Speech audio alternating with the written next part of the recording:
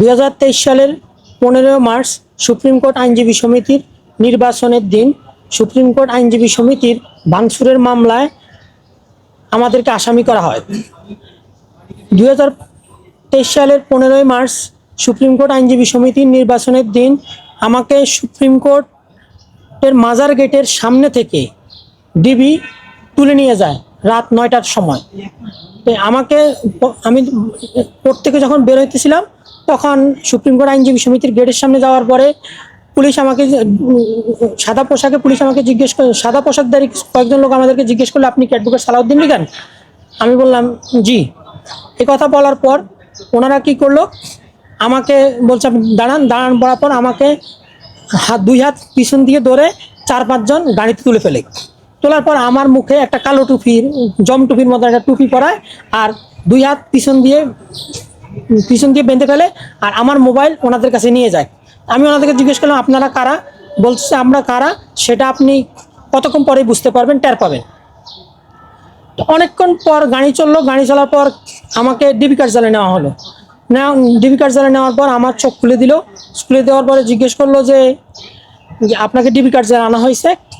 এরপর আমি বললাম যে কেন আনা হয়েছে? বলছে সুপ্রিম কোর্ট আইনজীবী সমিতির ভাঙচুরের মামলায় আপনি আসামি। তারপর আমি বললাম যে এখানে তো কোনো ভাঙচুর করি নাই এখানে তো নির্বাচন হয়েছে, এই সাধারণ আইনজীবীর এখানে ভোট চলমান, এখানে তো কোনো ভাঙচুর হয় না, আপনারা আরও জোর জবরদস্তি করে নির্বাচন বয়কটের ব্যবস্থা করতেছেন। তখন ওরা আমাকে বললো যে আপনি এখন এই মামলায় আসামি, আপনাকে ডিবি হারুন বলেছে যে তুলে নিয়ে আসার জন্য।